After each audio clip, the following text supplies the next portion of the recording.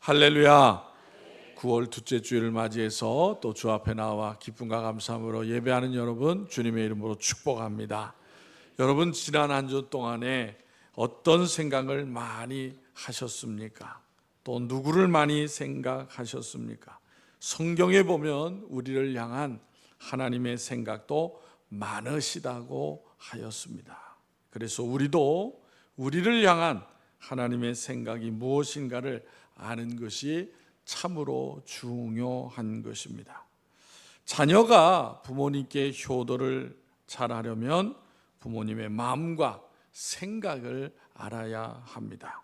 부모님의 생각을 바로 알지 못하고 효도하게 되면은 도리어 부모님께 무거운 짐을 지워드리게 되는 경우도 생길 수가 있는 것입니다. 우리가 자녀일 때는 잘 모르다가 또 결혼을 해서 아이들을 낳고 부모가 되고 난 후에 부모님들의 마음이 이러했겠구나. 참 나도 또 우리의 자녀의 마음을 잘 알고 우리 자녀들이 또 부모의 마음을 잘 알도록 해야 되겠구나라는 생각을 많이 가지게 될 것입니다. 이와 마찬가지로 신앙생활도 잘 하려면 나를 향한 하나님의 생각이 무엇인지를 알아야 하는 것입니다. 이 시간 본문 말씀에서 하나님께서는 예레미야 선지자를 통해서 이스라엘 백성들에게 하나님의 생각이 어떠하신지를 말씀해 주고 있습니다.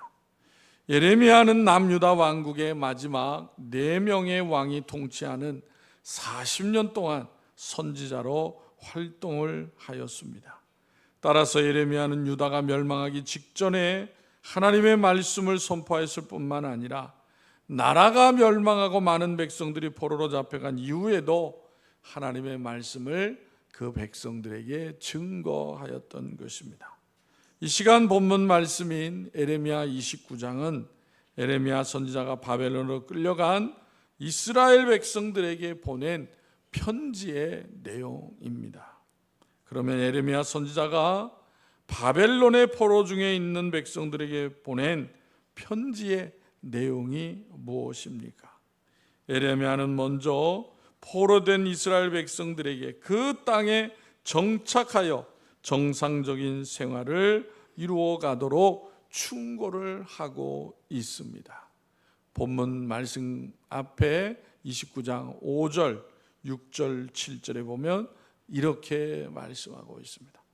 너희는 집을 짓고 거기에 살며 텃밭을 만들고 그 열매를 먹으라.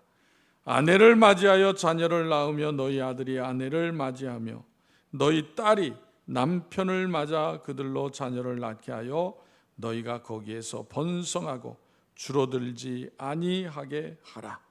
너희는 내가 사로잡혀 가게 한 그 성읍의 평안을 구하고 그를 위하여 여호와께 기도하라. 이는 그 성읍이 평안함으로 너희도 평안할 것임이니라 라고 하신 것입니다.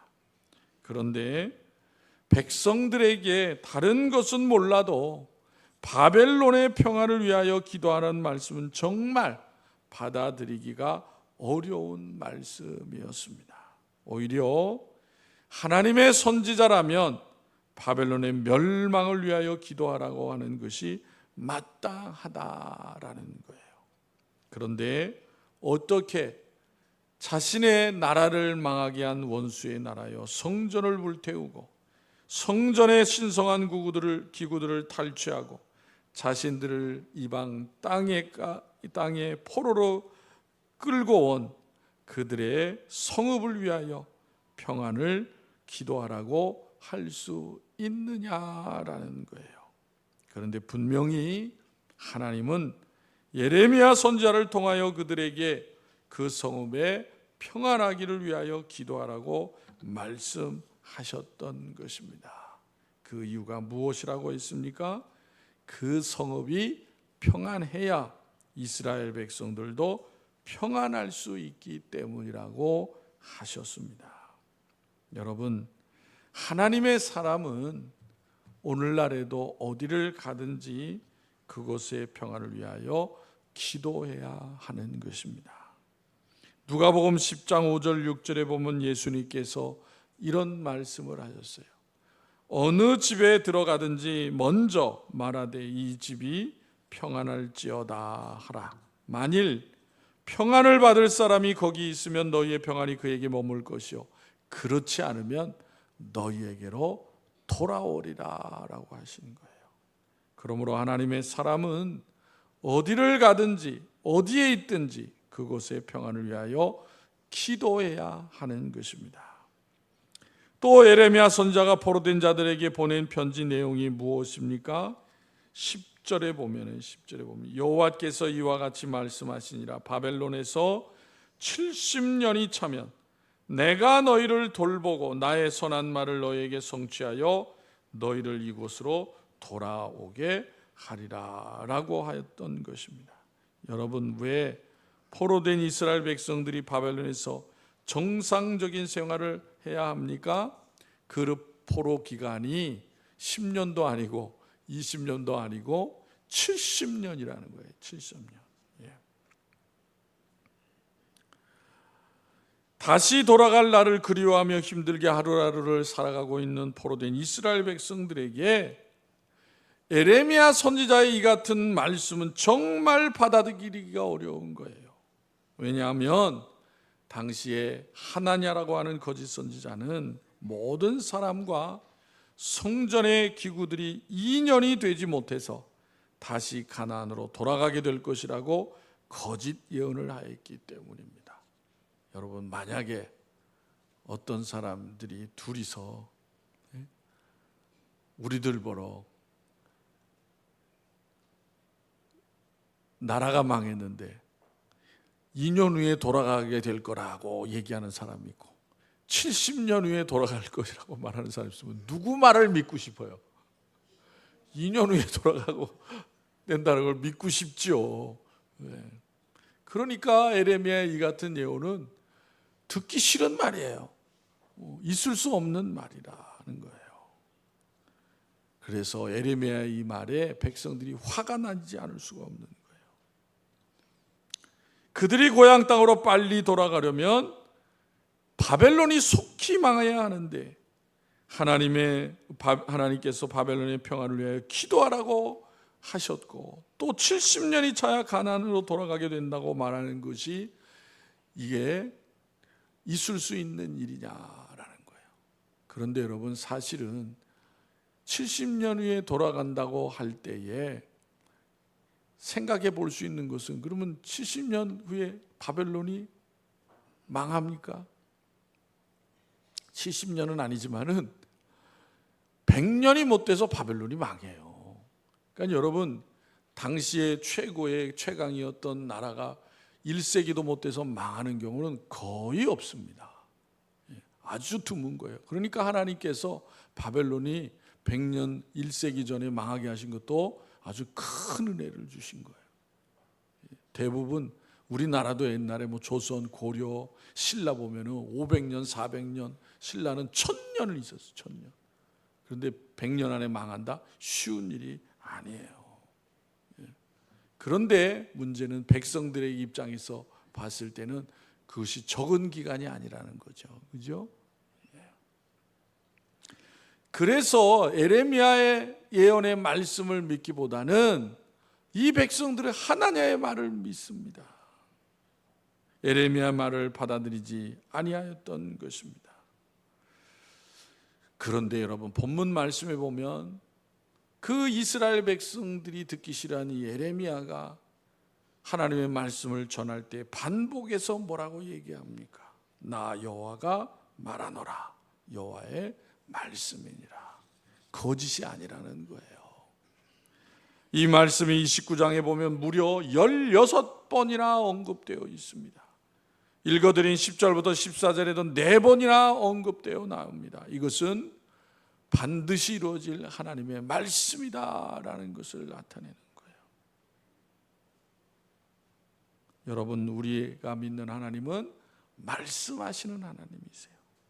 말씀으로 이 세상을 창조하신 하나님은 말씀으로 이 땅에 찾아오셨고 지금도 우리에게 말씀하고 계시는 것입니다. 사실 우리가 듣고자 하는 하나님의 말씀은 대부분 성경에 다 기록되어 있습니다. 우리가 구하는 기도의 응답 대부분도 이미 성경에 다 주어져 있는 것입니다. 그러니까 하나님의 말씀을 붙들고 사는 사람은 이미 기도의 응답을 받은 것과 같은 거예요. 그러므로 우리는 하나님의 말씀을 가까이 해야 하는 것입니다. 말씀을 통해서 오늘 나에게 말씀하시는 하나님의 음성을 들어야 하는 것입니다.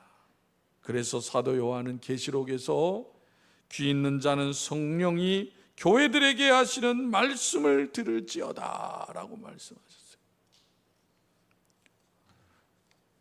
그리고 계시록 1장 3절에는 이 예언의 말씀을 읽는 자들과 듣는 자들과 그 가운데 기록한 것을 지키는 자들은 복이 있나니 때가 가까움이라 라고 하였던 것입니다. 성도 여러분, 하나님의 말씀을 들어야 우리의 영혼이 살게 되는 것입니다. 하나님의 말씀을 들어야 이 세상에서 영적 싸움에서 승리할 수 있는 거예요. 하나님의 음성을 듣는 사람이 세상으로부터 유혹을 물리칠 수가 있는 것입니다. 하나님의 음성을 듣는 사람은 타락하지 아니합니다. 죄의 유혹을 이겨내게 되는 것입니다. 세상 죄악들과 타협하지 않습니다. 아무리 힘들고 어려워도 하나님의 말씀을 듣는 사람은 결국에는 승리하게 되어 있는 것입니다. 하나님의 음성을 듣는 사람은 그 길이 아무리 힘들고 어려워도 찬송하며 주님께서 주신 그 길을 가게 되는 것입니다. 그러므로 우리는 오늘 나에게 말씀하신 하나님의 음성을 들을 수 있어야 하는 거예요. 그런데 문제는 많은 사람들이 하나님의 음성을 들으려고 하지 않는다는 거예요. 하나님의 음성을 듣는 일에는 별로 관심이 없습니다. 반면에 재물과 세상 권세를 얻는 일에는 관심이 많아요. 성도 여러분, 성도는 어렵고 힘들 때일수록 하나님의 말씀을 들으려고 힘써야 하는 것입니다. 여러분, 우리가 부모로서 자녀를 향한 생각이 얼마나 많습니까? 수험생을 둔 부모는 자식이 시험 준비를 잘하고 있는지 궁금합니다. 혼기에 찬 자녀들을 둔 부모님들은 금년에는 우리 자녀가 결혼할 수 있는가 관심이 많으세요. 자식을 또 결혼시킨 부모는 결혼한 자녀가 잘 살고 있는지 궁금합니다. 아들을 군대에 보낸 부모는 우리 아들이 군대에 잘 적응하고 잘 지내고 있는지 궁금하는 것입니다. 이렇게 부모는 자녀들을 위하여 많은 생각을 가지고 사는 거예요. 그런데 하늘에 계신 우리 아버지 하나님도 자녀인 우리들을 위하여 많은 생각을 가지고 계시다는 거예요. 시편 50편 5절에 보면 이렇게 말씀하고 있어요. 우리 같이 읽겠습니다. 다 같이 시작. 여호와 나의 하나님이여, 주의 행하신 기적이 많고 우리를 향하신 주의 생각도 많아 누구도 주의 견줄 수가 없나이다. 내가 널리 알려 말하고자 하나 너무 많아 그 수를 셀 수도 없나이다. 우리를 향하신 하나님 생각이 얼마나 많은지 그 수를 셀 수도 없을 만큼 많다고 시편 기자는 말하고 있는 거예요. 여러분, 그러면 생각이 많다는 것은 뭐예요? 그만큼 관심이 많다는 거예요. 그렇죠? 부모는 자식에게 관심이 없을 수 없는 거예요. 관심이 많다는 것은 또 내가 하나님의 사랑의 대상이라는 것을 말하는 거예요. 하나님도 관심이 많은 것은 우리를 사랑하시기 때문에. 내가 아무리 부족하고 연약할지라도 하나님의 자녀라면 지금 내가 하나님의 생각한 복판에 있는 것입니다. 그러면 저와 여러분을 향한 하나님의 생각은 뭐라고 했어요? 11절을 읽겠습니다. 같이 11절 시작. 여호와의 말씀이니라. 너희를 향한 나의 생각을 내가 아나니 평안이요 재앙이 아니니라. 너에게 미래와 희망을 주는 것이니라. 아멘. 하나님의 생각이 뭐라고 그랬습니까? 재앙이 아니라고 하였습니다.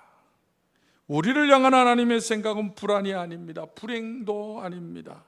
두려움도 아닙니다. 그러면 뭐라고 그랬어요? 첫째로 우리를 향한 하나님의 생각은 평안이라는 거예요. 평안. 지금 이스라엘 백성들에게 필요한 것이 바로 평안이라는 거예요.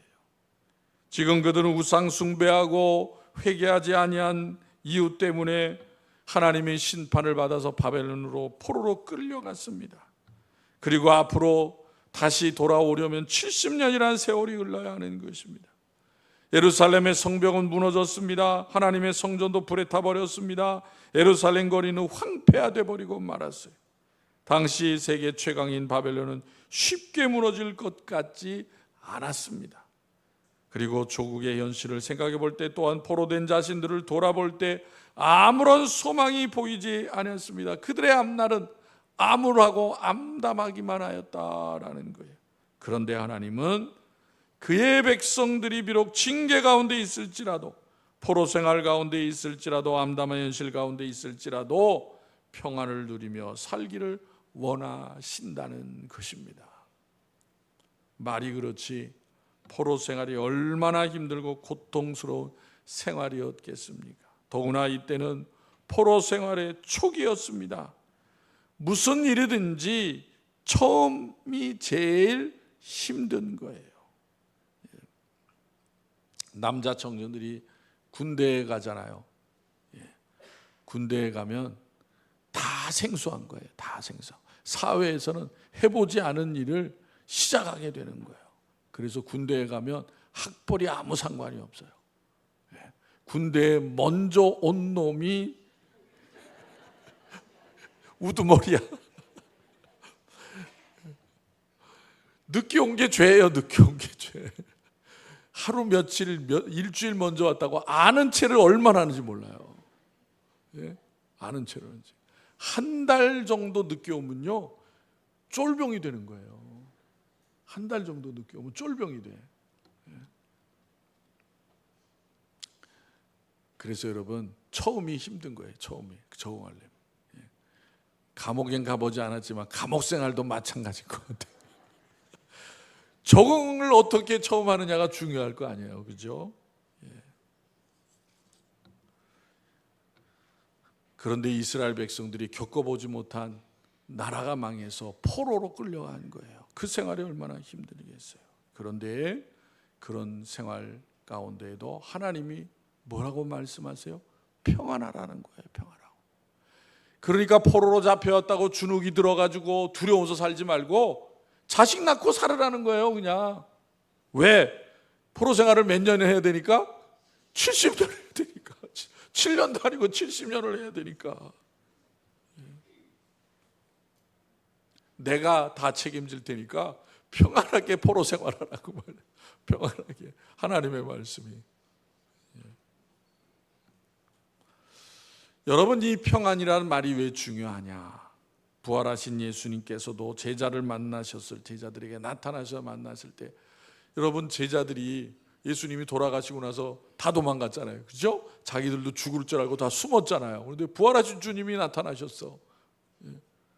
근데 주님이 뭐라고 말씀을 하십니까? 제자들아 평안하냐? 물으셨어요. 평안하냐? 예수님은 사랑하는 제자들이 그의 곁을 떠날 것을 미리 아시면서도 제자들에게 이렇게 말씀을 하십니다. 요한복음 16장 33절에 보면 이것을 너희에게 이르면 너희로 내 안에 평안을 누리게 하려 함이라. 세상에서는 너희가 환난을 당하나 담대하라. 내가 세상을 이겼노라. 어떻게 이기셨어요? 부활하셔서 이겼잖아요. 예수님이 십자가에 달려 죽으실 때 제자들은 너무나도 충격을 받고 두려웠습니다. 왜? 하나님의 아들이라고 하시는 분이 십자가에서 비참하게 돌아가셨잖아요. 얼마나 무서웠겠어요. 그런데 그런 제자들이 부활하신 주님을 만났을 때, 마가의 다락방에서 성령이 임했을 때 완전히 달라진 사람이죠. 왜요? 이제는 두려워하지 않습니다. 왜요? 다시 살아난 주님을 만났기 때문에 그런 거예요. 죽음을 이기신 주님이 앞에 있고 자기들도 그렇게 된다는데 두려울 게 뭐가 있겠어요? 두려울 게.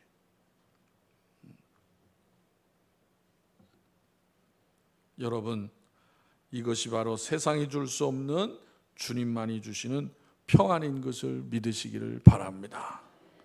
우리는 그래서 세상의 환경이 어떠하든지 간에 그 같은 하나님이 주님이 주신 평안을 소유하고 살아가야 되는 것입니다. 재물이 아닙니다. 권력도 아닙니다. 평안이 우리에게 있어야 하는 것입니다. 왜 그렇습니까? 평안이 없는 복은 복이 아니기 때문이에요. 세상의 모든 것을 다 가져서도 평안이 없으면 그것은 축복이라고 할 수가 없는 거예요. 1970년대에 개인용 컴퓨터를 개발한 사람이 있습니다. 이 컴퓨터를 개발해서 이랴 유명해진 사람이 있어요. 유명해진 사람. 그 사람이 에드 로버츠라는 사람이에요. 제가 얼마 전에 휴가를 갔었는데 강원도를 갔어요. 강원도. 강릉에 갔어요. 강릉에 갔는데 어디를 갔냐면 갈 데가 그때 태풍이 왔어요. 태풍. 일본에 태풍이 왔잖아요. 갈 데가 없잖아요. 그래서 찾으니까 에디슨 박물관이 강릉에 있어. 우리 부천에 사신 분들 옛날 부천에 에디슨 박물관 있는 거 아셔요? 부천에 있었어. 부천에요. 그게 거의 20년 전에 강릉으로 옮겨갔어요. 그래서 강릉 그 시에서 이렇게 자리를 마련해 가지고 박물관 건물을 져서 거기서 이제 관람하도록 그렇게 만들어줬어요. 그래서 20년 만에 간 거야. 그래서 갔더니 뭐가 있냐면 전기 자동차가 있는 거야. 전기 자동차. 거기 그 건설회사 하시는 그 이제 관장님이 돈을 벌면은 다 그 에디슨 방명품이잖아요. 이것을 산 거예요. 산 거야. 근데 전기 자동차가요, 전 세계에 에디슨이 만든 전기 자동차가 3대밖에 없대. 근데 우리나라 강릉에 있는 거야. 그게 얼마인 줄 아세요? 지금 중요한 건 그거예요. 3대 중에 한 대 있는데 그게 얼마인 줄 아세요? 60억이래요. 60억. 달리지도 못해요. 달리지도 못해. 배터리가 너무 무거워가지고 바퀴가 굴러가지를 않아. 그 전시용이야, 전시용. 지금은. 예? 근데 에디슨은 정말 천재긴 천재예요. 시대를 너무 앞서서 발견한 거야. 이 전기 자동차를. 예? 예. 그래서 충전을 하려면 24시간 충전해야 돼. 왜 이 얘기했냐면 컴퓨터를 만들 때에도 사람들이 관심이 없었어. 이 에드 로버츠라고 하는 사람이 이 컴퓨터 회사를 만들어서 차렸어요. 회사를. 그때 1970년대 그때의 그 회사의 신입사원으로 입사한 사람이 빌 게이츠래요. 빌 게이츠. 7년 후에 1977년에 이 에드 로버츠가 사장을 그만뒀어. 앞날이 창창한 회사를 사장을 그만두고 의과대학에 들어갔대요. 의과대학에. 그리고 나서 30년이 지났대요. 30년. 30년이 지났을 때에 청년이었던 빌 게이츠가 30년 지난 후에는 마이크로소프트사를 설립을 해서 세계 최고의 부자가 된 거예요. 그 반면에 에드 로버츠는 어떻게 됐습니까? 시골에 가서 시골 사람들을 돌보는 의사가 된 거예요. 의사가. 많은 사람들이 이제 빌 게이츠가 돈을 보고 세계 최고의 갑부가 됐으니까 같이 있었던 그 에드 로버츠가 궁금해서 찾아가서 말하게 되었습니다. 이런 말을 했어요. 당신은 1977년에 회사를 그만두고 다시 의과대학에 들어간 결정이야말로 당신 일생에 있어서 가장 큰 실수 아닙니까? 그때 당신이 회사를 계속했다면 지금 빌 게이츠가 누리고 있는 엄청난 부를 당신이 누렸을 것 아닙니까? 그때 한번 잘못 내린 결정으로 지금 이렇게 시골 의사가 되지 않은 것입니까?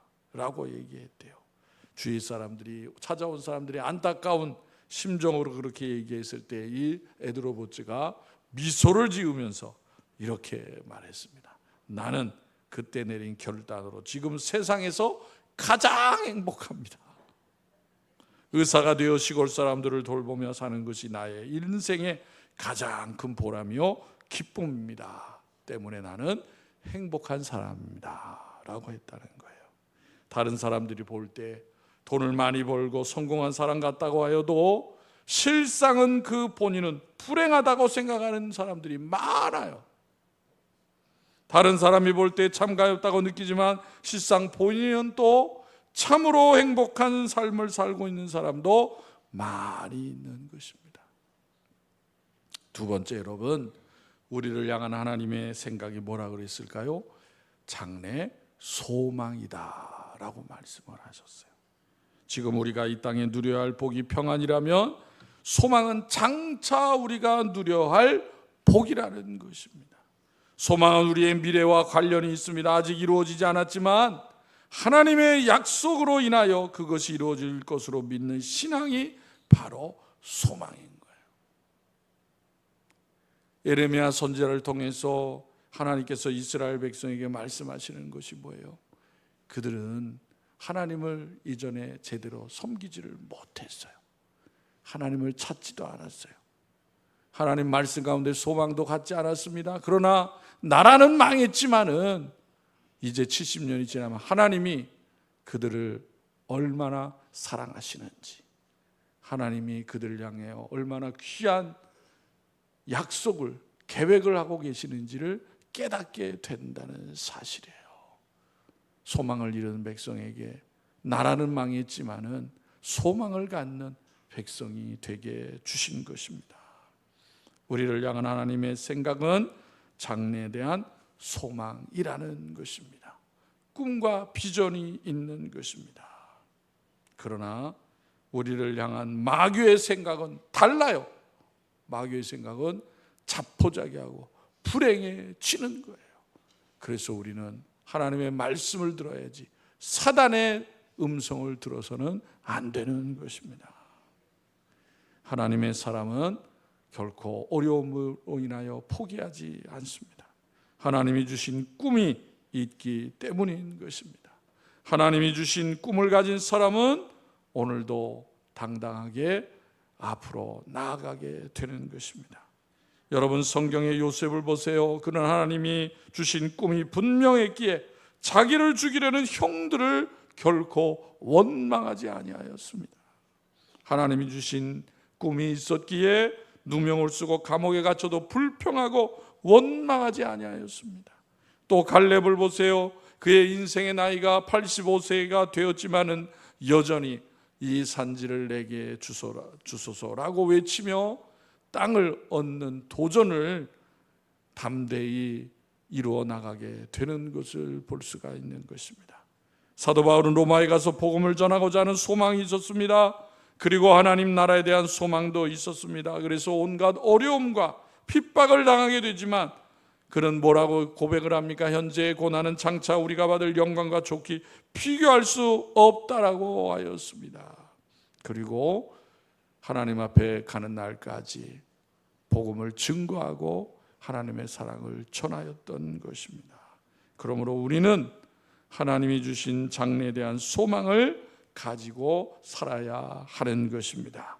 하나님은 우리가 소망을 가지고 이 땅을 믿음으로 살아가기를 원하시는 것입니다.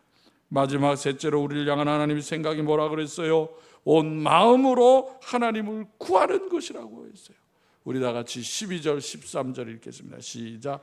너희가 내게 부르짖으며 내게 와서 기도하며 내가 너희들의 기도를 들을 것이요 너희가 온 마음으로 나를 구하면 나를 찾을 것이요 나를 만나리라. 아멘. 여러분, 하나님께서는 하나님의 자녀들에게 평안과 소망 주시기를 원하십니다.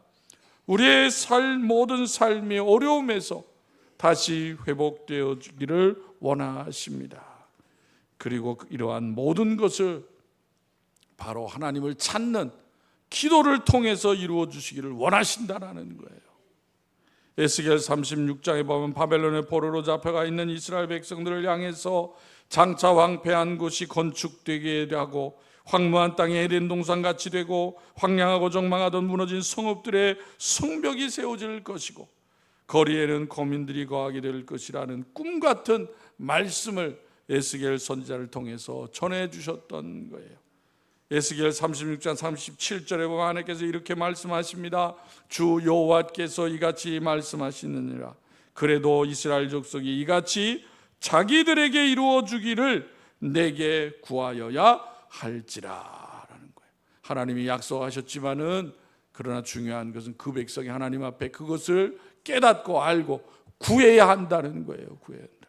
성경에 오늘도 우리에게 많은 약속이 있습니다. 중요한 게 뭐예요? 그 말씀을 읽고 깨달아서 그 말씀을 하나님 앞에 구해야 한다는 것입니다. 이스라엘 백성들이 하나님 앞에 기도하였더니 하나님께서 응답해 주셨구나 하고 하나님께 영광을 드러내게 하기 위해서 그렇게 하라고 말씀해 주시는 것입니다. 그래서 하나님은 우리가 하나님 앞에 날마다 기도하기를 원하시는 것입니다. 하나님은 너희가 나를 전심으로 찾으면 나를 만나리라고 말씀을 하십니다. 전심으로 하나님을 찾는다는 것이 무엇입니까? 온 마음을 다해 주님께 기도하면은 하나님께서 그 기도를 결코 외면하지 아니하시고 들어 응답해 주신다는 것입니다. 그러므로 성도 여러분, 우리를 향한 하나님의 생각이 평안과 미래와 소망을 주시고 온 마음으로 하나님을 찾고 구하고 그래서 하나님을 만나는 것임을 기억하시기를 바랍니다. 하나님에 대하여 무관심한 이 시대 속에서 평안과 소망을 주시고 찾는 자에게 응답하시고 만나주시는 하나님을 확신하고 또 그 하나님께 기도함으로 말미암아 그 하나님을 만나고 응답받는 믿음의 삶을 살아가는 우리 모두가 다 되시기를 주님의 이름으로 축원합니다. 기도드리겠습니다. 하나님 아버지 감사합니다. 거룩한 주일 사랑하는 성도들이 세상의 많은 분주한 일들 가운데 잊지 아니하고 주님 앞에 나와 예배하며 또 우리에게 주신 말씀을 통해서 이 혼란한 세상 속에서 무엇을 깨닫고 또 무엇을 향해 우리가 소망을 가지고 살아야 되는지를 다시 한번 말씀해 주신 줄로 믿습니다.